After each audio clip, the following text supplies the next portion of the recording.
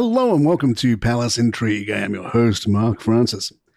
Pamela Anderson, who does have a new movie to promote, has addressed the chatter that Meghan Markle may have copied her cooking show concept.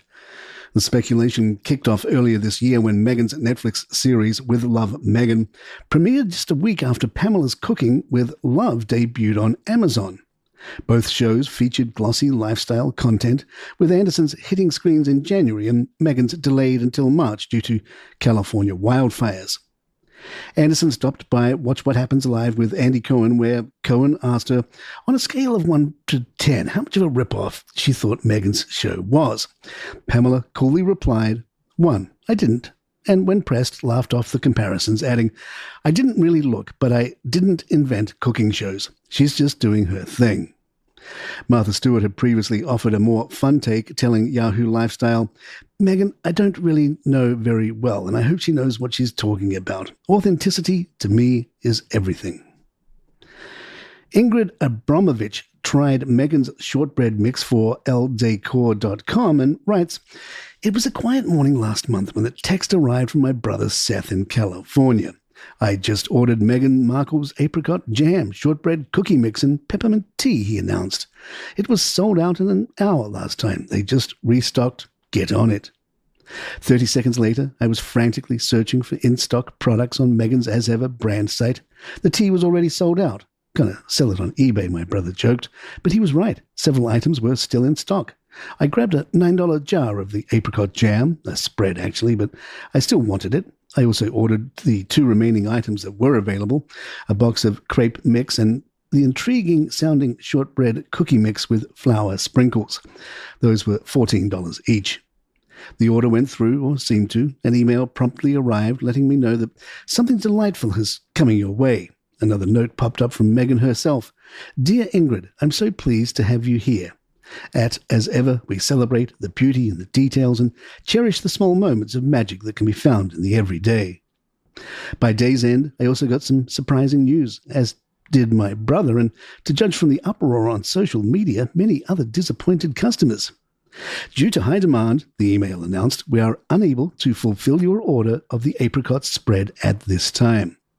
Clearly, the Duchess was spread too thin. I was informed that I would get a refund and that when the apricot spread is back in stock, you will be the first to receive it free of charge. I am still waiting. The jam was clearly in a jam, but 2 weeks after I placed my order, a plain brown box landed on my doorstep with a sticker that warned, open with care. Inside, a card said simply, enjoy, Meghan. I brushed away the popcorn peanuts, opened the shortbread mix, and set to work.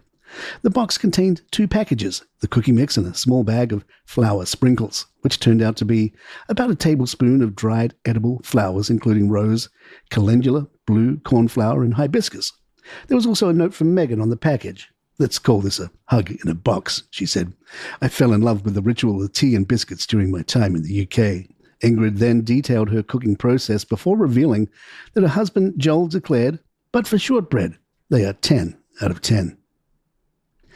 In The Royalist, Tom Sykes shared tales of Meghan's management style. Sykes writes, when you talk to people who have worked for Meghan, you will hear amazing stories of her brisk management style. Sykes quotes one as saying, there were bad, very bad, even psycho moments. I witnessed people being chewed up in person and over the phone and made to feel like crap. Another told Sykes, she is lovely when it's all going her way, but a demon when the worm turns. More in just a moment. Hey, if you like true crime, be sure to check out our latest podcast, Celebrity Trials. It's all the trials currently going on in the system and a look back at some of the classics of all time. Check it out, Celebrity Trials, wherever you get your podcasts. A BAFTA-winning photographer known for her cheeky portrayals of the rich and royal says she's struggling to find anyone willing to pretend to be Prince Harry and Meghan Markle because they've become too toxic. Alison Jackson, the satirical artist famous for using celebrity lookalikes in provocative and humorous scenes, was preparing for a new show at the Edinburgh Fringe Festival. But with just weeks to go before curtain up, Jackson said she hit a snag. Nobody wants to be Meghan or Harry. I have a couple of Prince Williams who come forward as they look quite good, Jackson told reporters, but no Meghan or Harry has turned up. She claims the lack of volunteers isn't down to casting logistics, it's reputation. I think the people don't like Meghan, they don't trust her, and they think she's an operator who sucks everything she can out of Harry, adding that her actors typically try to connect to the personalities they portray. In the Sussexes' case, no one wants the job. Monty Python's Eric Idle told The Guardian, "I feel really sorry for the royals. Sometimes they're very nice and human, and other times they become monsters. Because if you are called Sir at 5, you are putting trouble into people. King Charles is very funny. He was at Cambridge. He did comedy and loved Spike Milligan and would always come to Billy Connolly's. But it's not a society I would be happy to live in." Rock legend Ronnie Wood has praised Prince William for his leadership in wildlife conservation, calling him hugely knowledgeable and committed to the cause as the two joined forces to support marine conservation through the launch of the Tusk Turtle Trail in London.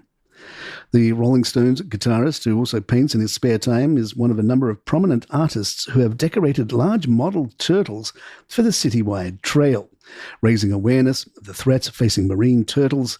6 of the 7 species are now endangered. The models will later be auctioned to raise funds for Prince William's long-standing charity, Tusk, which supports conservation efforts in Africa and beyond.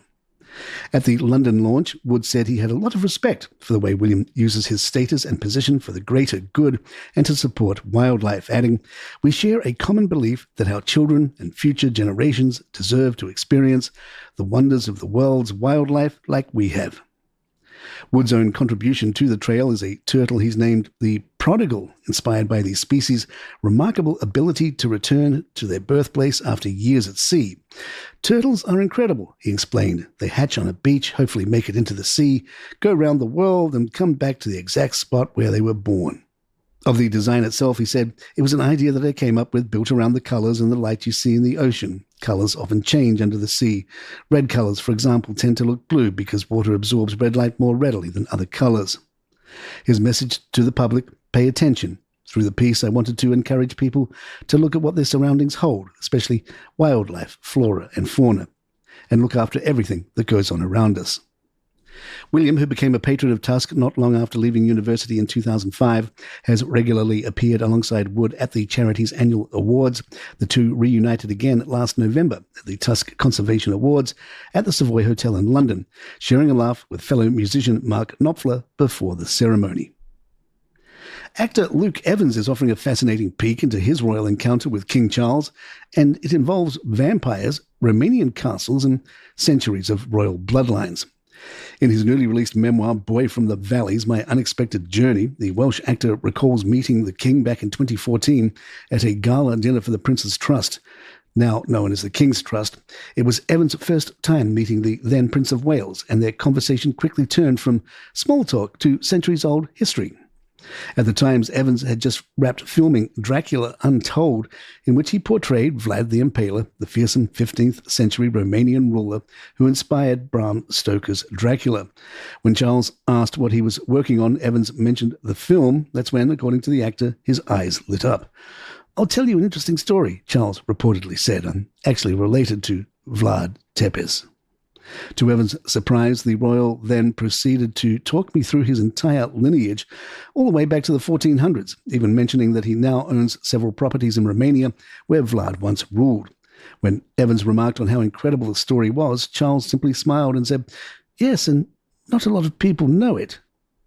Evans wrote that he noticed the king lingered longer with him than with others that night, likely due to their unique topic of conversation, and added that Charles seemed genuinely interested in what you have to say, which is remarkable when you consider he has to do this several times a day. The king has actually spoken of his connection to Vlad the Impaler before, including in a 2011 documentary promoting conservation efforts in Romania's Transylvania region. "The genealogy shows that I am descended from Vlad the Impaler," he said at the time, "so I have a bit of a stake in the country." And there you have it. If you'd like to email us, our address is thepalacintrigue@gmail.com. Please follow us on Spotify, Apple, or the app of your choice. And please leave us a nice review if you're enjoying the show. I'm Mark Francis. My thanks to John McDermott. This is Palace Intrigue, and good times.